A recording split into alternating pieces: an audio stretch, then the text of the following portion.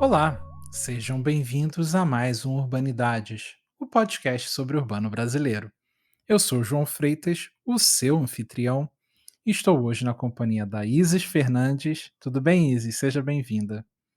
Tudo bom, João? Olá a todos e todas, é um prazer estar aqui novamente. E da Luma Mundim Costa. Oi, Luma, tudo bem? Oi, João, tudo bem? E aí? E para nós hoje é uma honra imensa, pois estamos recebendo a professora Raquel Ronick, urbanista e professora titular da Faculdade de Arquitetura e Urbanismo da USP, além de ser a coordenadora do Lab Cidade. Raquel, que satisfação tê-la aqui conosco, seja muito bem-vinda. Olá, João, olá, Luma, olá, Isis. É um prazer estar aqui com vocês, conversando sobre o nosso tema favorito, cidades. Maravilha. E entre outros temas, né, falaremos sobre o dossiê que foi organizado pela própria Raquel, em parceria com Manuel Albers e a Marieke Krishnan, para a revista Housing Policy Debate, sobre financiarização da moradia nas periferias do capitalismo. Também teremos a oportunidade de falar especificamente da realidade latino-americana, no caso, em relação à financiarização da moradia. E para a gente começar a nossa conversa, Raquel, a gente gostaria de, até para situar um pouco os ouvintes, você teve uma experiência muito importante como relator especial da ONU para o direito à moradia adequada. Em 2015, acabou lançando o livro Guerra dos Lugares, a colonização da terra e da moradia na era das finanças, que aborda justamente esse processo global de financiarização das cidades e o seu impacto sobre os direitos à terra e, mais especificamente, a moradia dos mais pobres e vulneráveis. Se possível, nos conte rapidamente sobre essa experiência na relatoria e a importância da luta pelo direito à moradia. Bom, eu fui indicada, escolhida pelo Conselho de Direitos Humanos da ONU, um relator especial para o direito à moradia adequada, em 2008, para um mandato de 3 anos que depois foi renovado, então fiquei 6 anos.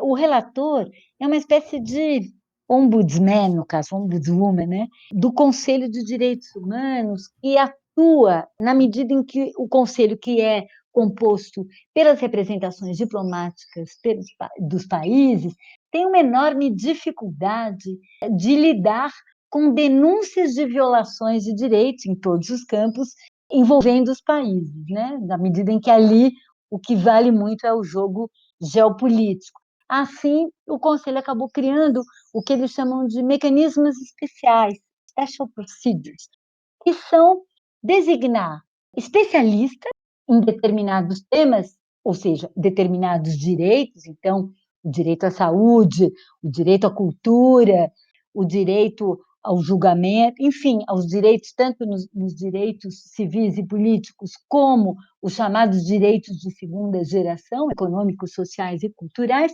para que ele possa atuar junto ao Conselho, filtrando as denúncias, mas também ajudando o Conselho a promover aquele determinado direito. Então, eu fui eleita relatora para o direito à moradia adequada, e falando assim, nossa, parece incrível, né? Mas é assim, um relator para o mundo todo, com um assessor que é um funcionário da burocracia, da estrutura da ONU, do Alto Comissariado da ONU para os Direitos Humanos, e nada, né? Um recurso para fazer 2 missões, 2 visitas a países ao ano e 2 vezes viagens para Nova York para apresentar um relatório temático sobre o tema junto à Assembleia Geral e uma vez a Genebra para fazer uma apresentação anual junto ao Conselho de Direitos Humanos, que é sediado em Genebra.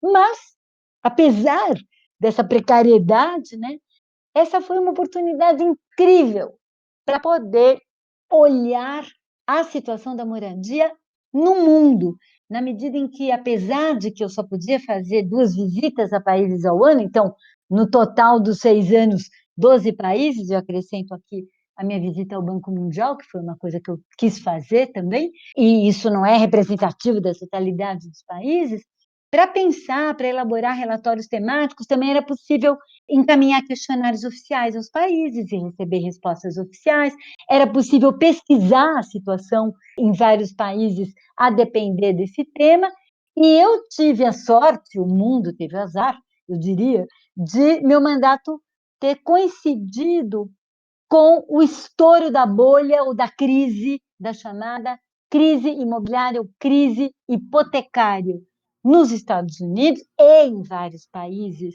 sobretudo países europeus também, e com o seu consequente impacto sobre a moradia nesses países do norte global. Então, o tema da moradia aqui no Conselho de Direitos Humanos aparecia muito vinculado aos chamados países pobres, países do sul global, países da periferia do capitalismo, como eu gosto de denominá-los, né?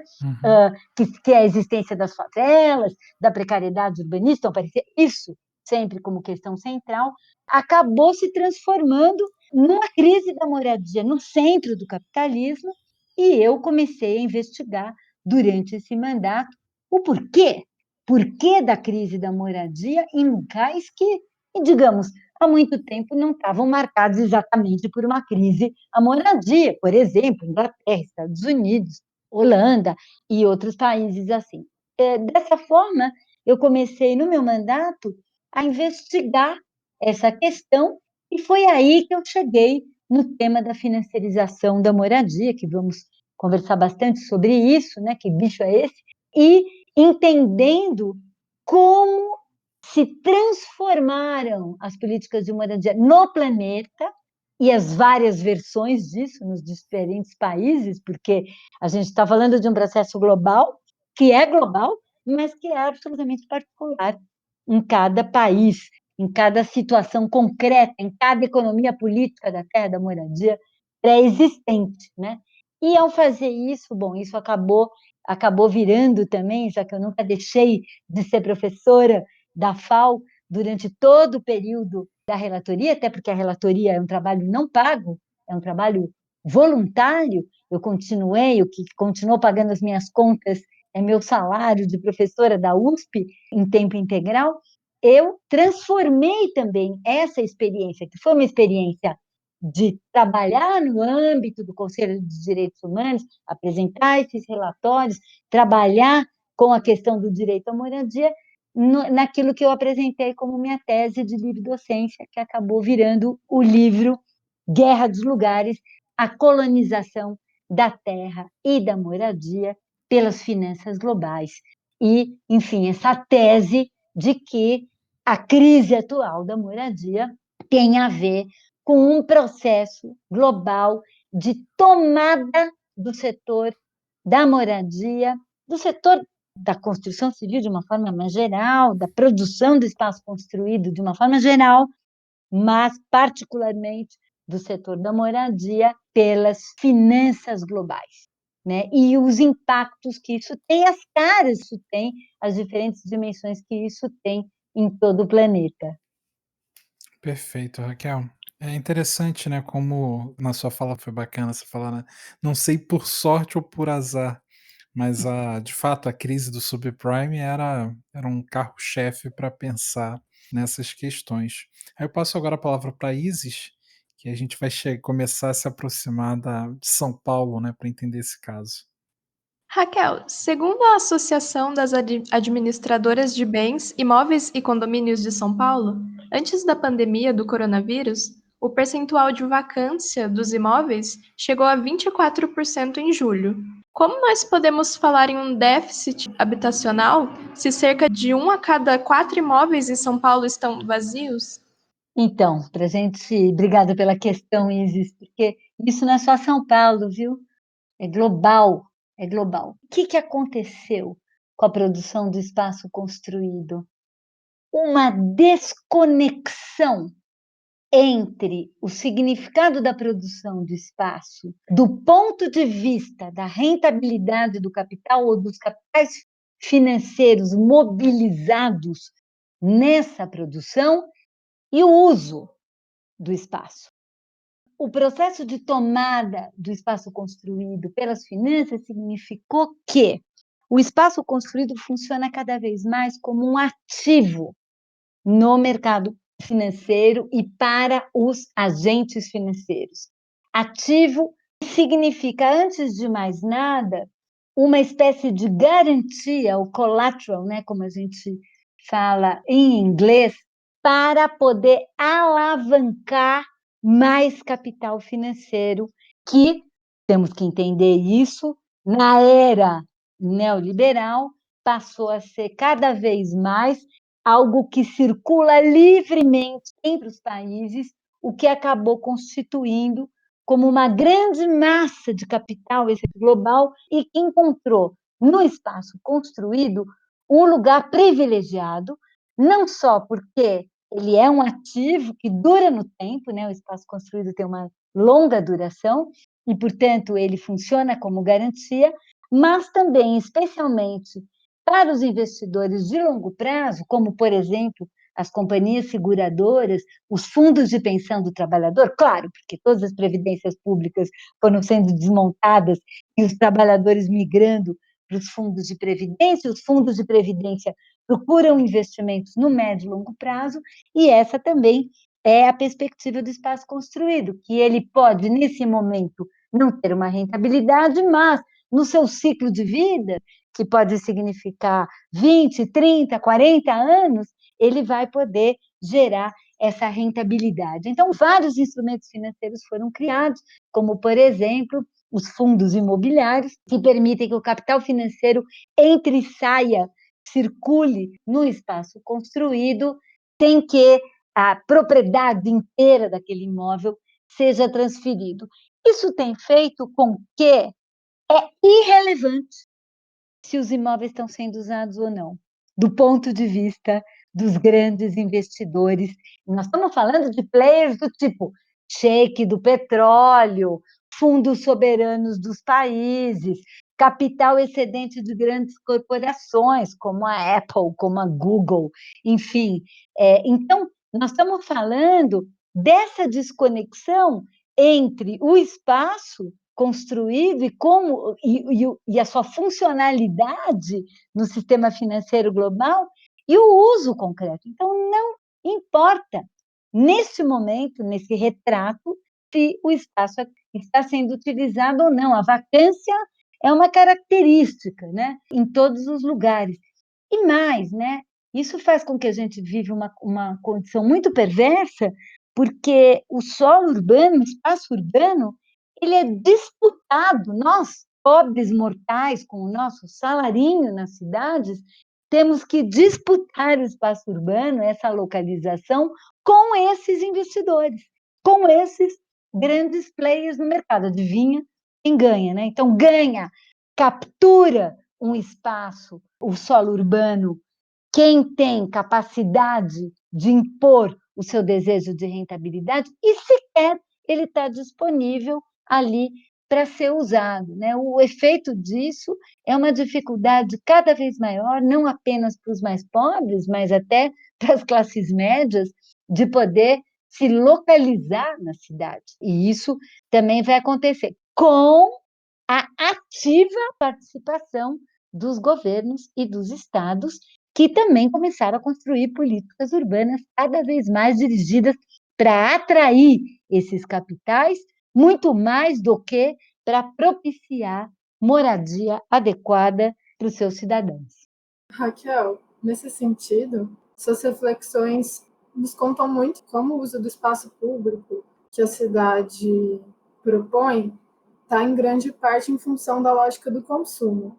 É possível termos uma parte desse espaço público urbano destinada primordialmente aos cidadãos nesse sistema? É possível o Estado servir os interesses da indústria financeira e ainda atender nossas necessidades e desejos?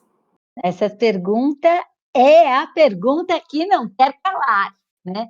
Eu acredito que sim, absolutamente é possível, mas para isso a gente tem que cortar o cordão umbilical, né, que liga o circuito do espaço construído e o capital financeiro e, no mínimo, proteger e reservar uma parte importante do espaço das cidades de uma forma que seja uma espécie de reserva para a vida e para a reprodução da vida, e não para as finanças, pelo menos uma parte das cidades. Começando, por exemplo, com as terras públicas, as terras, o solo que pertence ao poder público, que justamente nesse último ciclo neoliberal, e quando eu falo desse último ciclo neoliberal, estou falando de uma temporalidade que, dependendo da experiência concreta do país e da cidade, ela se inicia nos anos 70, ou nos anos 80, ou nos anos 90, ou no ano 2000, depende muito de como que isso está acontecendo. Nós, neste momento, no Brasil, em São Paulo, estamos vivendo plenamente esse ciclo, né? No país também, quer dizer, a onda de privatizações, a onda de políticas urbanas, aonde o espaço público e os fundos públicos estão sendo mobilizados justamente para abrir frentes de expansão para esse capital financiarizado, e não para atender às necessidades da maioria, ou das maiorias. Que também quero dizer, e isso também é importante, quando a gente vai discutir quem fica para dentro, quem fica excluído desse mercado, eu falei dos mais pobres, eu falei das classes médias, mas é bem importante também saber e entender, e isso é global, que essa exclusão tem cor. Então, nós estamos falando também dos não brancos, nós estamos falando de imigrantes, né? Nós estamos falando dos afro-americanos e dos latinos nos Estados Unidos, nós estamos falando aqui também dos não brancos no Brasil. Então, nós estamos falando de um funcionamento de um mercado que exclui uma parte muito importante da população. E essa é a minha tese, de que as políticas públicas ajudam a construir. Então, se as políticas públicas ajudam a construir isso, as políticas públicas têm que ser capazes de desconstruir isso, né? É essa a aposta que, inclusive, várias prefeituras, nesse momento, estão tentando fazer aí pelo planeta. Ainda sobre o dossiê, vocês comentam na introdução que um ponto em comum entre todos os casos é justamente a ação do Estado em alguma medida. O que é a financeirização e qual é o papel do Estado nesse processo? Sim, então, como eu já havia mencionado aqui, a financiarização é a hegemonia das finanças sobre o desenho, o destino, a função e o modelo do produto daquilo que será construído, né? Então, eu vou dar um exemplo concreto, porque quando a gente fala financiarização, a gente pensa em grandes players globais e tal, grandes fundos de investimento, mas ela teve várias caras. Por exemplo, a financiarização da moradia no Brasil, antes da crise do subprime, a financiarização da moradia, ela representou na Europa, nos Estados Unidos, a passagem de políticas de moradia que eram políticas de moradia onde os fundos públicos eram mobilizados para prover moradia de aluguel para a maioria da população, são os modelos, né, de política habitacional que foram adotados pelos países europeus no pós-guerra, na América do Norte também, e que foram sendo substituídas, foram sendo destruídas, desfinanciadas pelo Estado e substituídas pela compra da casa própria via crédito hipotecário.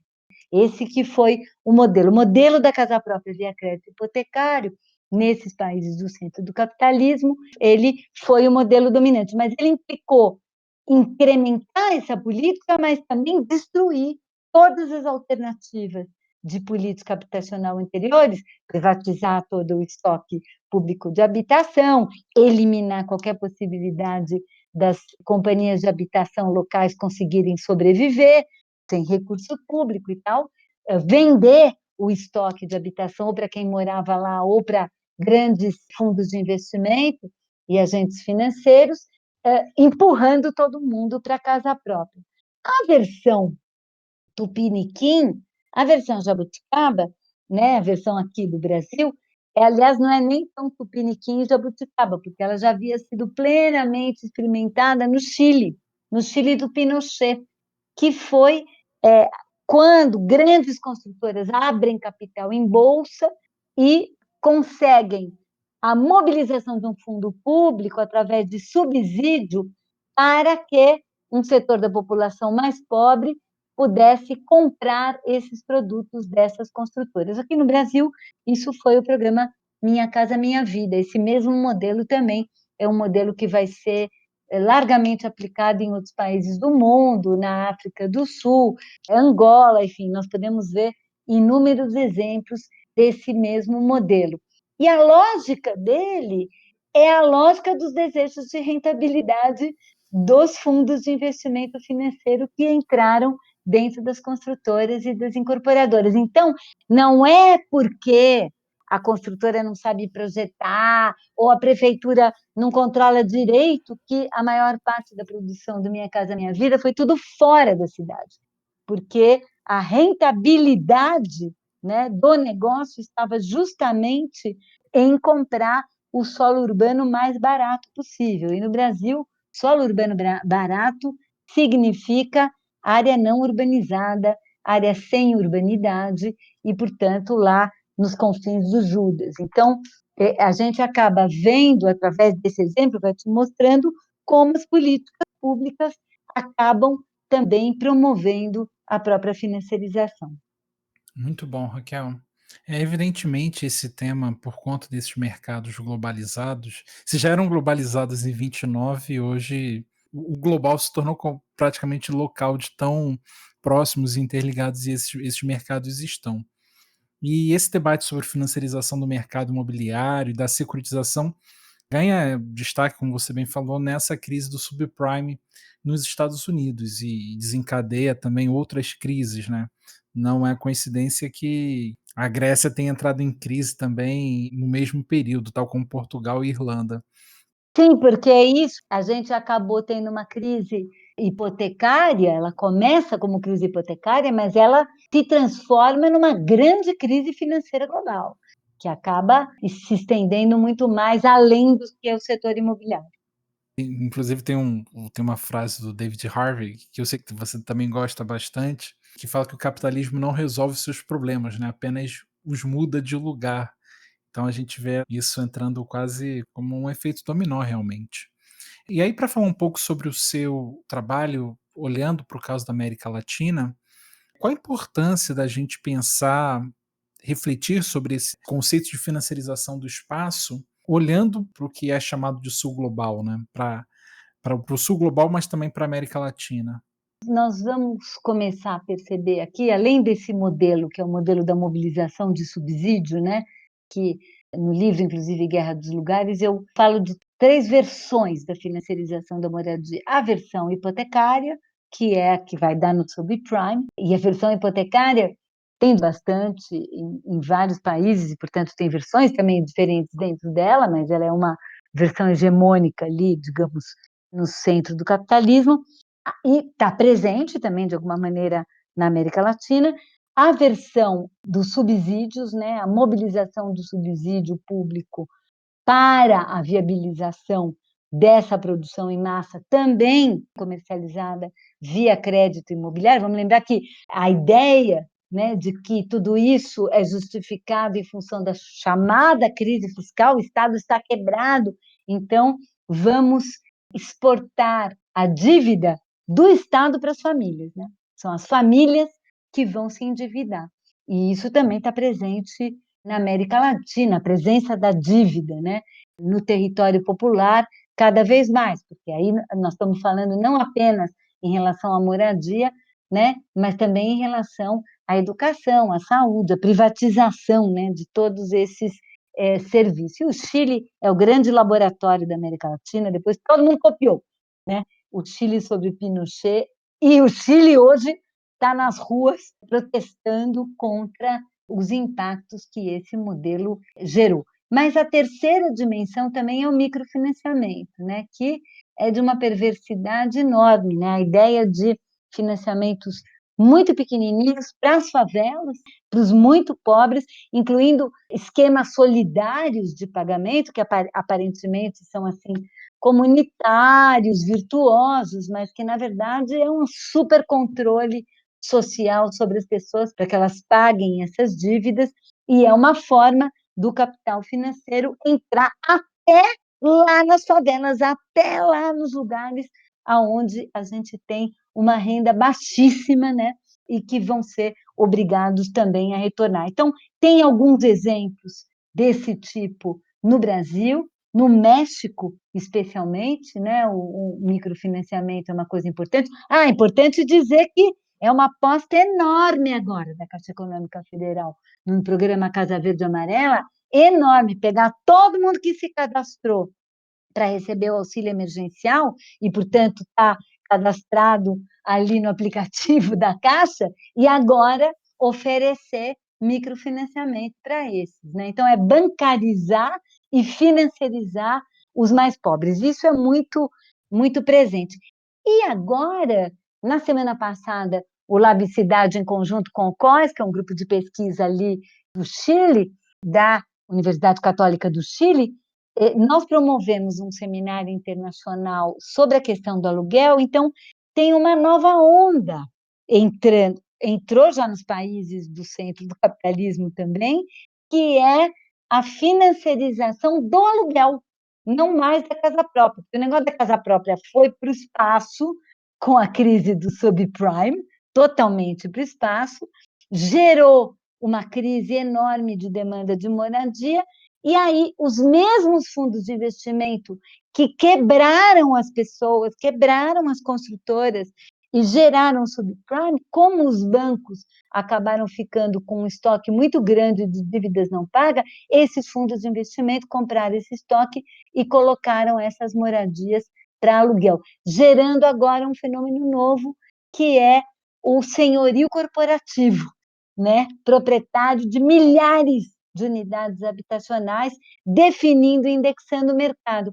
Esse senhorio corporativo está começando a entrar, nós já vimos isso no seminário nosso, em São Paulo, no Rio de Janeiro, está começando, ali em Santiago também está começando a aparecer, isso é uma das formas novas também de financiarização. E não por acaso, isso também é muito importante a gente dizer, que esses modelos de financiarização, os bancos interamericanos, os organismos multilaterais, trabalharam pesado junto aos estados, para os estados reformarem as suas políticas e introduzirem essas políticas. Agora, não por acaso, está aí Banco Mundial, BID, falando em locação social. A locação social é o novo processo, e pensando nessas parcerias público-privadas de moradia, incluindo locação, que nada mais é do que a financiarização 2.0, né, entre nós. Então, é interessante como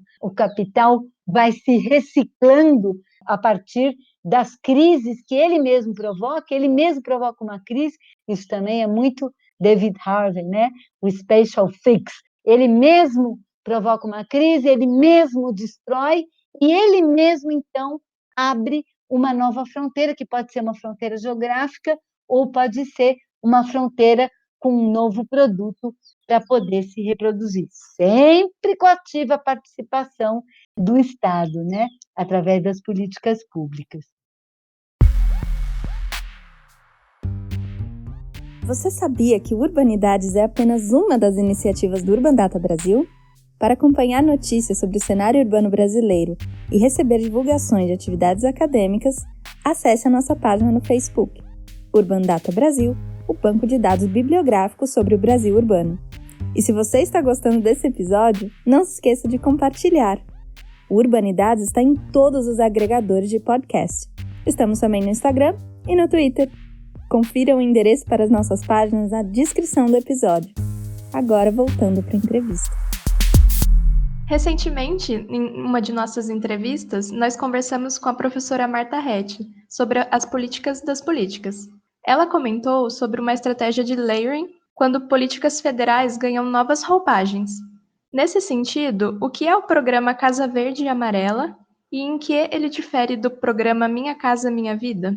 Ainda a gente não tem muito detalhamento, e é engraçado porque o governo lançou o programa Casa Verde e Amarela e eu prestei bastante atenção nas lives de lançamento do programa e aquilo que estava sendo dito.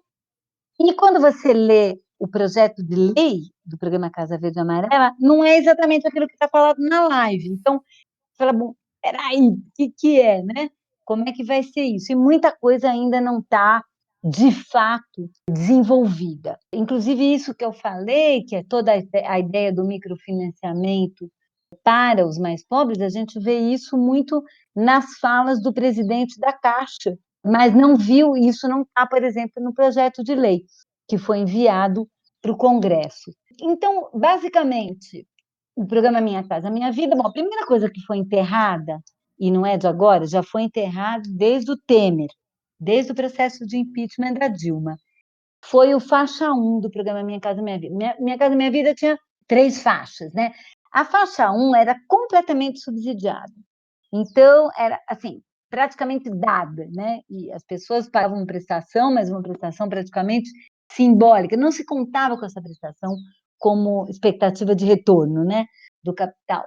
E ela era muito destinada para reassentamento de remoções e era destinada para a faixa mais baixa, do 0 a 3 salários mínimos, que, aliás, diga-se de passagem, é mais de 80% das necessidades habitacionais do povo brasileiro está nessa faixa, né? Então, a faixa 1, ela era a produção de casas e apartamentos que eram construídos por construtoras distribuídas.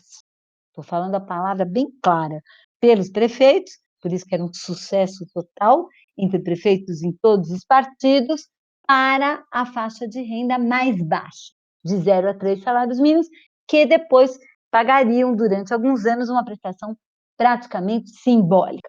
Mas no faixa 1 também é onde entrou toda a autogestão da moradia, ou seja, a luta histórica de entidades que lutam pela moradia, movimentos sociais, que organizaram entidades para a produção da moradia, também entravam nessa faixa 1, além da moradia rural, para os assentamentos de reforma agrária, etc., para agricultores de subsistência. Bom, isso aí acabou, já era.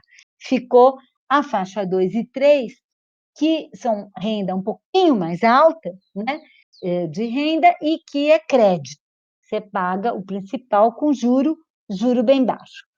Já tinha sido criada uma faixa 1,5, que é crédito, ela continua, e basicamente a Casa Verde e Amarela fez um estardalhaçaço dizendo que estava reduzindo o juro, na prática estava reduzindo o juro em 0,5%, e pensando no momento em que a taxa Selic já está super baixa, mas enfim, então essa foi uma das modificações do Casa Verde e Amarela, a inexistência, e não vai ter mais faixa 1, e aí a pergunta é o que fica para a faixa 1? De acordo com os anúncios do governo, é a regularização fundiária dos assentamentos existentes, e uma aposta finalmente chegou aqui, Hernando de Soto, El Otro Sendero, El Mistério del Capital, que fez um enorme sucesso nos anos 90, com o Banco Mundial e vários países que entraram nessa história de que a ideia de que os pobres são pobres porque eles moram em lugares irregulares, e na hora que eles regularizarem a sua moradia, o seu lote, eles vão poder usar o lote como um ativo, como um colateral, para poder alavancar recursos nos bancos e, portanto, prosperar. Essa ideia animou políticas na América Latina de regularização fundiária em massa, particularmente no Peru, que é da onde o Hernando de Soto saiu, né? Mas também na América Central, políticas desse tipo. Chegou Hernando de Soto no Brasil, essa é a perspectiva que é muito importante, que é assim, faz tempo que existe uma luta por regularização fundiária no Brasil, mas no Brasil a gente tem uma história, a luta pela regularização fundiária não é a luta para ter o papel da casa para poder ir no banco alavancar empréstimo. A luta pela regularização fundiária é pela regularização fundiária integral, que quer dizer, é para que os bairros possam ser integrados à cidade com infraestrutura, com melhoria. E a dimensão fundiária é apenas uma delas. Mas agora não. Agora é a ideia da regularização fundiária e dos microfinanciamentos para os pobres para fazerem melhorias habitacionais também. Então, isso é que é, digamos, a proposta do Casa Verde e Amarela para os mais pobres. É a financiarização da extrema pobreza É essa a ideia, como é que eles são pobres, mas são muitos.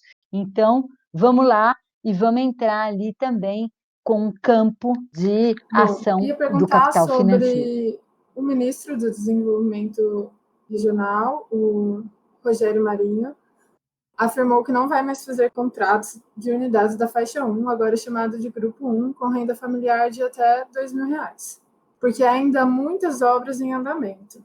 Quais as consequências da interrupção e esvaziamento do chamado Grupo 1?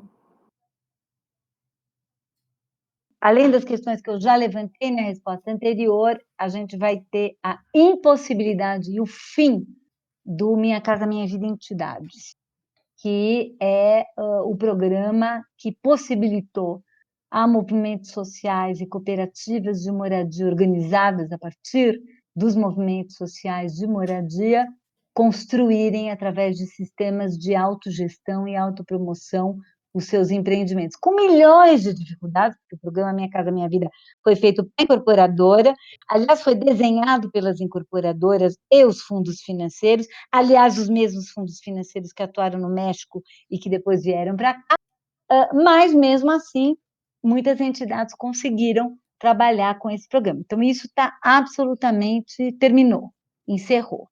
Além do mais, acabou qualquer perspectiva de produção habitacional para essa faixa de renda. Como eu disse, para essa faixa de renda, nós vamos ter apenas a regularização fundiária e as possibilidades de melhoria habitacional. Quer dizer, no fundo, é um movimento bem perverso de financiarização da produção informal. Isso a gente já está vendo, né?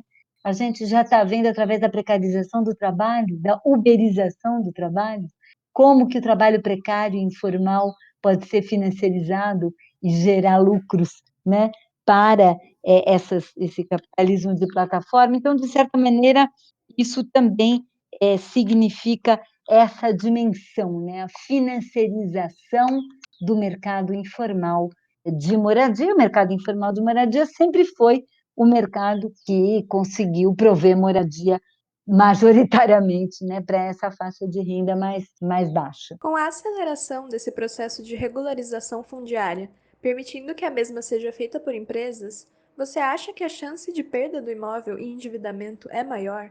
E quais seriam as consequências desse processo? Sim, muito bem lembrado. Além do mais, é possível fazer regularização fundiária por empresa. Isso também já começou a ser possível desde a mudança do marco legal da regularização fundiária, que aconteceu no governo Temer, permitindo que as empresas entrassem ali, né? Isso é mais um passo ali no sentido da... Porque, veja, a gente tinha um problema muito sério. Quando eu falo da colonização do espaço urbano pelas finanças globais, a tomada do solo urbano pelas finanças globais, um limite para essa tomada sempre foi a existência de um pedaço muito grande do território das nossas cidades ocupado pelos mercados informais. E com muita dificuldade, portanto, desses modelos de financiarização penetrarem ali, exatamente porque a gente não tinha a base da propriedade registrada, né, que é uma condição para essa circulação financeira desse bem, né? Então, isso inicialmente, como é que ele vai ser resolvido? Assim, numa primeira onda, ele é resolvido através da remoção, através de políticas urbanas que vão promover a remoção. Quando a gente trabalhou muito, e eu ainda era relatora durante a Copa do Mundo, vários projetos da Copa, no Rio de Janeiro, Porto Maravilha, é um exemplo muito grande. A gente vai ver também no entorno, ali na Barra da Tijuca, o entorno da Vila Olímpica, como isso tudo também significou toda a tentativa de tirar, de excluir, de remover. E o Minha Casa Minha Vida, de alguma maneira, foi um instrumento também para isso, né? Na medida que ele permitiria a construção de novas habitações para os removidos, né? Naquele momento. Então, isso foi, digamos, a primeira versão. Vamos tirar essa parte do mercado informal, vamos eliminar esse território ocupado pelo mercado informal, vamos abrir uma frente para o complexo imobiliário financeiro. Porto Maravilha é 100% isso. Dá para ver isso muito claramente, né? Através de mecanismos como esse, e em outras cidades também, as operações urbanas, os projetos de intervenção urbanística, os PIUs, são muito isso. Mas esse outro mecanismo é muito mais perverso, que é como manter o mercado informal na sua precariedade urbanística e, mesmo assim, fazer o capital financeiro circular ali. Então, esse mecanismos, inclusive a entrada de empresas privadas na regularização, é uma forma de viabilizar isso. O aluguel também, porque como o aluguel, ao contrário da construção nova, da produção, da incorporação imobiliária que precisa da propriedade registrada, o aluguel não precisa, você não precisa provar que a propriedade é tua para poder alugar. Então, a entrada do aluguel como nova fronteira da financiarização, também, em tese, vai permitir a financiarização do mercado informal. Eu acho que é um pouco isso que a gente está vendo se esboçar, ensaiar, começar a ver, talvez seja a tendência do futuro. Eu acho que também até para dar um outro lado, né, para a gente trazer, mostrar que tem resistência, de que o capital avança, mas não avança sem atrito. Queria te perguntar um pouco sobre esses movimentos de resistência, sobre a importância das ocupações. Há 2 dias tivemos o Dia Mundial dos Sem Teto e teve uma movimentação deles, um protesto contra esse programa Minha Casa Minha Vida. E aí eu queria te ouvir um pouco sobre esses movimentos de ocupação, de resistência realmente a esse avanço do capital sobre o espaço da cidade, sobre as moradias, e se há chance de vencermos essa luta tão desigual. A maior resistência é a existência das ocupações e dos territórios populares autoproduzidos e autogeridos. Essa é a maior resistência, porque ela é ainda hoje uma barreira. Ela é ainda hoje um pedaço do território apropriado pelas maiorias e a serviço da sua, digamos, necessidade de moradia. Vai dizer, bom, mas é muito precário do ponto de vista material.